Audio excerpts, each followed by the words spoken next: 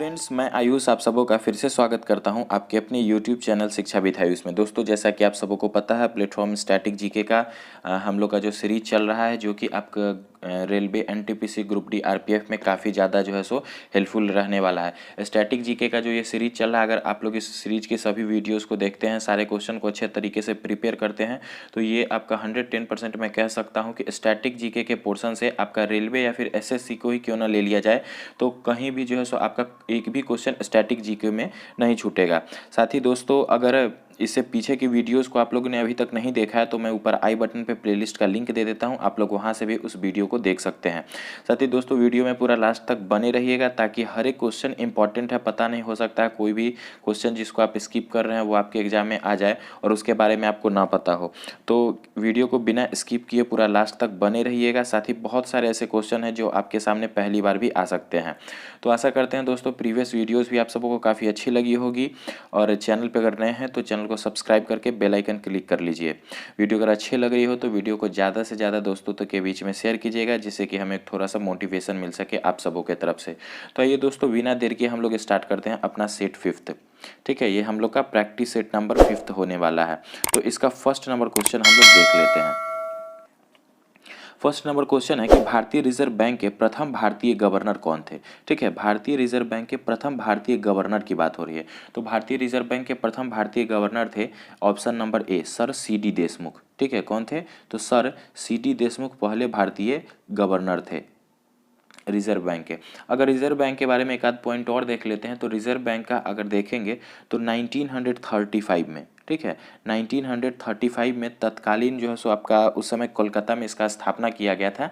लेकिन अगर अभी इसके हेडक्वार्टर की बात करेंगे तो अभी इसका हेडक्वार्टर जो है सो आपका कहाँ पे है? मुंबई में है। ठीक है, आरबीआई का हेडक्वार्टर कहाँ पे है? मुंबई में है। और स्थापना की बात करेंगे तो 1935 में इसका क्या किया गया था? स्थापना किया गया था। साथ ही पीछे के एक सेट में हम लोगों ने देखा था, एक क्वेश्चन था कि रिजर्व बैंक ऑफ इंडिया के लोगो में किसका आपका इमेज है या किसका चित्रांकन किया गया है। तो किसका किया गया है? रॉयल बंगाल टाइगर का। ठीक है, किसका किया गया है? रॉयल बंगाल टाइगर का। जिन दोस्तों ने पीछे का सीरीज देखा है, वीडियो देखा है, तो उसमें ये क्वेश्चन था, पूछा गया था कि भारतीय रिजर्व बैंक के लोगो में किसका चित्रांकन किया गया, तो रॉयल बंगाल टाइगर का चित्रांकन किया गया था। नेक्स्ट है क्वेश्चन नंबर सेकंड कि नासा का डीप इम्पैक्ट अंतरिक्ष मिशन कौन से धूमकेतु केंद्रक विस्तृत चित्र लेने के लिए प्रयोग में लाया गया है। ठीक है, किसकी बात करिए? तो नासा का। ठीक है, और क्या पूछा गया है कि नासा के डीप इम्पैक्ट अंतरिक्ष मिशन कौन से धूमकेतु केंद्रक विस्तृत चित्र लेने के लिए प्रयोग में लाया गया है। तो कौन सा हो जाएगा? तो इस प्रश्न के लिए राइट आंसर हो जाएगा option number D, temple first. ठीक है, क्वेश्चन नंबर 2 के लिए राइट ऑप्शन है option number D, temple first. Next है सुमेलित नहीं है, तो जो आपका सुमेलित नहीं है उसके बारे में बताना है। तो फर्स्ट है आनंद दूध सहकारिता। ठीक है, आनंद दूध सहकारिता मतलब अमूल के बारे में बात हो रही है। ठीक है, तो नॉर्मन बेरलॉग आपका यही सुमेलित नहीं है। ठीक है, आनंद दूध सहकारिता या अमूल के अगर संस्थापक की बात की जाएगी तो वो थे डॉक्टर वर्गीज कुरियन। ठीक है, कौन थे? डॉक्टर वर्गीज कुरियन अमूल के संस्थापक थे, डॉक्टर वर्गीज कुरियन। साथ ही अगर नॉर्मन बेरलॉग को देखेंगे तो नॉर्मन बेरलॉग आपके जो है सो अंतर्राष्ट्रीय स्तर पर हरित क्रांति के जन्मदाता के रूप में जाने जाते हैं। ठीक है, हरित क्रांति के जन्मदाता के रूप में डॉक्टर नॉर्मन बेरलॉग जाने जाते हैं। और देख लेते हैं, अगर देखिए पूछा जाता है हरित क्रांति को लेके कि हरित क्रांति के जन्मदाता कौन थे, तो नॉर्मन बेरलॉग। लेकिन अगर ऐसे पूछा जाए क्वेश्चन कि हरित क्रांति के जन्मदाता भारत में कौन थे, तो हो जाएगा डॉक्टर एम एस स्वामीनाथन। साथ ही देख लेते हैं इसका और भी आपका एग्जाम्पल, जैसे बी नंबर है निर्मल हृदय, तो निर्मल हृदय मदर टेरेसा से संबंधित है। सदाकत आश्रम तो डॉक्टर राजेंद्र प्रसाद से संबंधित है। पवनार आश्रम तो आचार्य विनोबा भावे से संबंधित है, ये ध्यान रखिएगा। साथ में है कि कितने रुपए के नए नोट में शक्तिकांत दास का हस्ताक्षर है। ठीक है, तो शक्तिकांत दास कौन है? तो आरबीआई के भी तत्कालीन गवर्नर। ठीक है, आरबीआई के भी तत्कालीन governor, reserve bank of India के भी तत्कालीन गवर्नर हैं, और ये आपके 25वें नंबर के, ठीक है, 25वें नंबर के गवर्नर है। तो किस नोट पे इनका हस्ताक्षर है? तो रुपए 20 के नोट पे। ठीक है, 20 का नोट अभी हाल ही में जारी हुआ था, इसलिए इनका हस्ताक्षर है, बाकी का नोट पहले का है। तो इससे पहले जो आपके उर्जित पटेल साहब थे, उनके हस्ताक्षर बाकी के नोटों पे हैं। देख लेते हैं कि पहला दादा साहब फाल्के पुरस्कार प्रदान किया गया था। ठीक है, तो पहला दादा साहब फाल्के पुरस्कार, पीछे भी दादा साहब फाल्के पुरस्कार को लेके आया था प्रश्न कि किस क्षेत्र में दिया जाता है।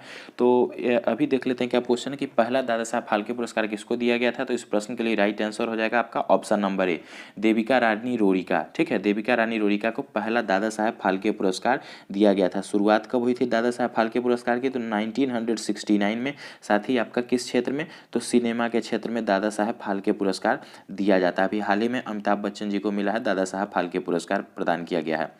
नेक्स्ट क्वेश्चन देखते हैं कि होमी भाभा पुरस्कार किस क्षेत्र में विशेष योगदान के लिए दिया जाता है। कौन सा पुरस्कार, तो होमी भाभा नाम से काफ़ी परिचित होंगे आप लोग। तो होमी भाभा पुरस्कार किस क्षेत्र में विशेष योगदान के लिए दिया जाता है, तो ऑप्शन नंबर बी। ठीक है, ऑप्शन नंबर बी, नाभिकीय ऊर्जा के क्षेत्र में योगदान के लिए दिया जाता है। अगर होमी जहांगीर भाभा के बारे में बात करेंगे तो भारत में, ठीक है, भारत में परमाणु ऊर्जा कार्यक्रम का जनक कहा जाता है। होमी जहांगीर भाभा को क्या कहा जाता है, तो भारत के परमाणु ऊर्जा कार्यक्रम का जनक डॉक्टर होमी जहांगीर भाभा को कहा जाता है।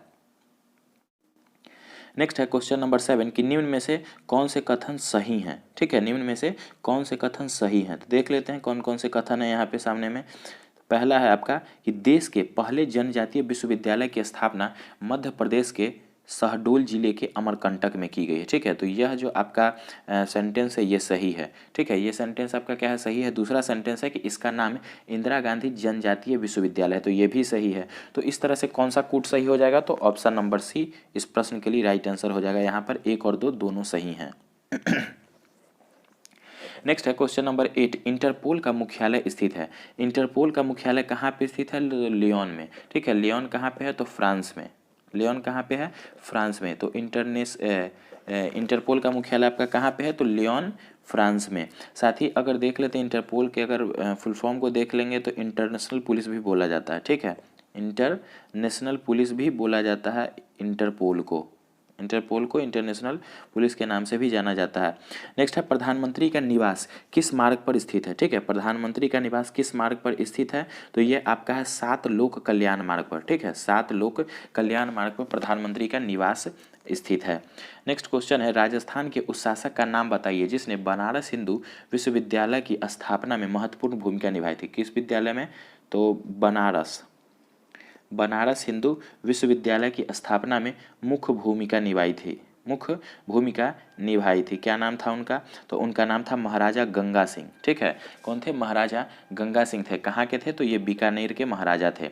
तो और साथ ही देख लेते हैं अगर बीएचयू की स्थापना की बात की जाएगी तो बीएचयू का आपका स्थापना कब हुआ था, तो 1916 में किसके द्वारा किया गया था, तो मदन मोहन मालवीय जी के द्वारा। ठीक है, मदन मोहन मालवीय जी के द्वारा आपका बीएचयू की स्थापना की गई थी। कब, तो 1916 में। नेक्स्ट है निम्नलिखित में से कौन सा एक संयुक्त राष्ट्र का सहस्त्रवादी विकास लक्ष्य नहीं है। निम्नलिखित में से कौन सा एक संयुक्त राष्ट्र का सहस्त्रवादी विकास लक्ष्य नहीं है, तो कौन सा नहीं है, तो इस प्रश्न के लिए आपका राइट आंसर हो जाएगा ऑप्शन नंबर बी। ठीक है, जन्म और मृत्यु दर को कम करना संयुक्त राष्ट्र के सतत कार्यक्रम में नहीं है। कौन कौन सा चीज़ है, तो उसको एक बार देख लीजिए। जैसे ऑप्शन नंबर ए है कि अति दरिद्रता का उन्मूलन करना, उसके बाद है मातृत्व स्वास्थ्य को सुधार करना और लिंग समानता को संबोधित करना। ये तीनों जो है सो आपका संयुक्त राष्ट्र के सहस्त्रवादी विकास का लक्ष्य है। ठीक है, और प्रश्न में पूछा गया था कि नहीं है, तो नहीं है आपका कौन सा, तो जन्म दर एवं मृत्यु दर को कम करना। नेक्स्ट है क्वेश्चन नंबर 12 कि कौन सा सुमेलित नहीं है। यहाँ भी कुछ फेस्टिवल दे दिया गया है जो कि नॉर्थ ईस्ट से रिलेटेड है। मैंने पीछे भी बताया था कि नॉर्थ ईस्ट से रिलेटेड आपका जो भी लोकल वहाँ का एक तरह से फोक डांस कह सकते हैं, फोक फेस्टिवल वगैरह है, तो उसको ज़रूर देखिएगा आप लोग। वहाँ से क्वेश्चन आपका पूछा जाएगा, 110% है।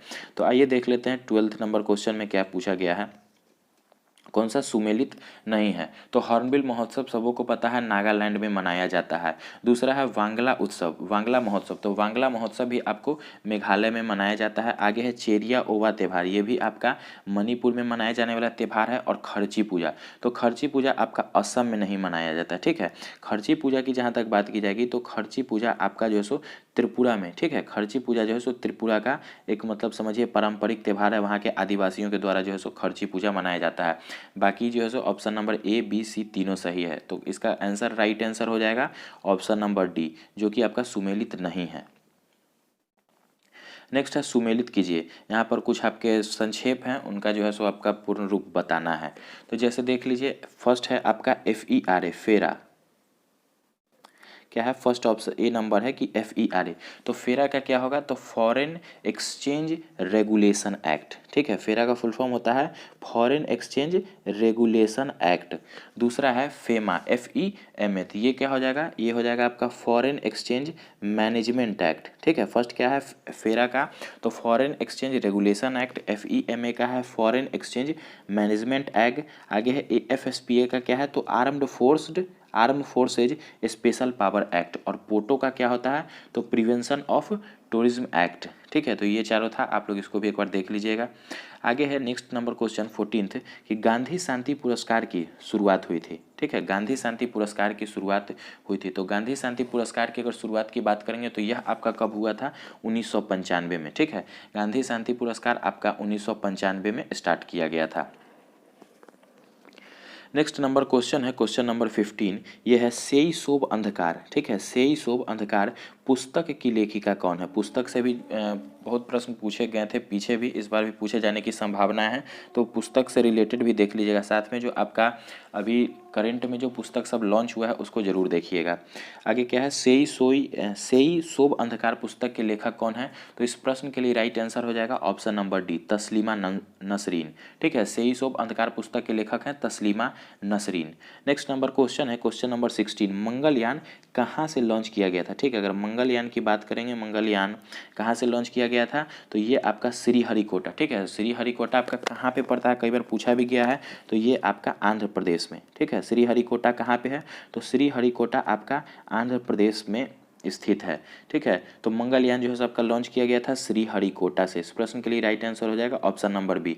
मंगलयान से एक चीज़ और ध्यान रखिएगा कि 2000 के नोट के पीछे, ठीक है, 2000 के नोट के पीछे आपका मंगलयान का चित्रांकन किया गया है। नेक्स्ट है गांधी शांति पुरस्कार। ये वार्षिक पुरस्कार डैश दिया जाता है, किसको दिया जाता है? केवल व्यक्तियों को नहीं, केवल संस्थाओं को नहीं, व्यक्ति और संस्थाओं को। तो जी हाँ, गांधी शांति पुरस्कार जो है सो आपका व्यक्ति और संस्था किसी को भी मिल सकता है। अगर गांधी शांति पुरस्कार के बारे में देखेंगे तो पीछे भी आपका पूछा गया था कि गांधी शांति पुरस्कार की शुरुआत कब हुई थी? तो गांधी शांति पुरस्कार आपका 1995 में। ठीक है, 1995 में गांधी शांति पुरस्कार की शुरुआत हुई थी। अगर गांधी शांति पुरस्कार देखेंगे तो यह जो पुरस्कार है आपको अहिंसा और गांधी जी के तरीके से सामाजिक, राजनीतिक या फिर आर्थिक क्षेत्र में जो है सो किसी तरह का परिवर्तन को लेकर जो है सो गांधी शांति पुरस्कार दिया जाता है। एक तरह से समझ सकते हैं कि गांधी जी के आदर्शों पर चलते हुए जो है समाज में किसी तरह के बदलाव लाने के क्षेत्र में जो है सो गांधी शांति पुरस्कार दिया जाता है। और 1995 से इसकी शुरुआत की गई थी। साथ ही ये जो व्यक्तियों, किसी व्यक्ति को भी इंडिविजुअल मिल सकता है, साथ ही किसी संस्था को भी दिया जाता है। नेक्स्ट है शांति स्वरूप भटनागर वार्षिक पुरस्कार किस क्षेत्र में उत्कृष्ट उपलब्धि के लिए दिया जाता है? ठीक है, कौन सा पुरस्कार? तो शांति स्वरूप भटनागर वार्षिक पुरस्कार, सभी लोग को पता भी होगा, बहुत सारे लोग को। तो यह आपका किस क्षेत्र में दिया जाता है? तो यह दिया जाता है विज्ञान और तकनीक के क्षेत्र में। कौन सा पुरस्कार? तो शांति स्वरूप भटनागर पुरस्कार। नेक्स्ट क्वेश्चन है मधुबनी कला क्या है? ठीक है, मधुबनी कला क्या है? तो मधुबनी कला के बारे में देख लीजिए। मधुबनी कला क्या है? एक तरह की बिहार में प्रचलित लोक कला है जो कि बिहार के मधुबनी जिले, ठीक है, मधुबनी जिले की एक लोकल आर्ट है। ठीक है, एक लोकल आर्ट है, पेंटिंग आर्ट होती है, उसी को जो है मधुबनी कला का नाम दिया गया है। और अभी इंडियन रेलवेज के बहुत सारे जो ट्रेन जो कि आपका जो है सो मिथिला के तरफ आती है, उस पर जो मधुबनी कला का चित्रांकन किया गया। साथ ही मिथिला के तरफ के स्टेशन वगैरह जो है, रेलवे स्टेशन, वहाँ भी मधुबनी कला का चित्रांकन किया गया है, जिससे कि इसकी जो है प्रसिद्धता देश विदेश तक फैल सके। साथ ही मधुबनी कला क्या है? तो एक तरह के बिहार में प्रचलित लोक कला है, पेंटिंग का कला है एक तरह से। नेक्स्ट क्वेश्चन है कि एशियाई खेलों का आरंभ वर्ष डैश में हुआ था। ठीक है, तो एशियाई खेलों का आरंभ किस वर्ष में हुआ था? तो एशियाई खेल का आरंभ आपका हुआ था 1951 में। ठीक है, 20 नंबर क्वेश्चन के लिए राइट आंसर हो जाएगा आपका ऑप्शन नंबर ए। ठीक है, कौन सा हो जाएगा? ऑप्शन नंबर ए, 20 के लिए राइट आंसर हो जाएगा। और एशियाई खेल का आरंभ 1951 में कहाँ पे किया गया था? तो न्यू दिल्ली में। ठीक है, कहाँ पे किया गया था? न्यू दिल्ली से में। तो दोस्तों ये आपका लास्ट क्वेश्चन था। इसी तरीके से आपका सेट 5 भी कंप्लीट होता है। आशा करते हैं कि बाकी वीडियोस की तरह आप लोग को ये वीडियो भी काफ़ी पसंद आएगा। साथ ही वीडियो अगर अच्छा लगा हो, वीडियो को लाइक कीजिएगा, ज़्यादा से ज़्यादा दोस्तों तक शेयर कीजिएगा। चैनल पर नए हैं तो चैनल को सब्सक्राइब करके बेल आइकन क्लिक कर लीजिएगा। वीडियो में लास्ट तक बने रहने के लिए फ्रेंड्स बहुत बहुत धन्यवाद, तहे दिल से आभार।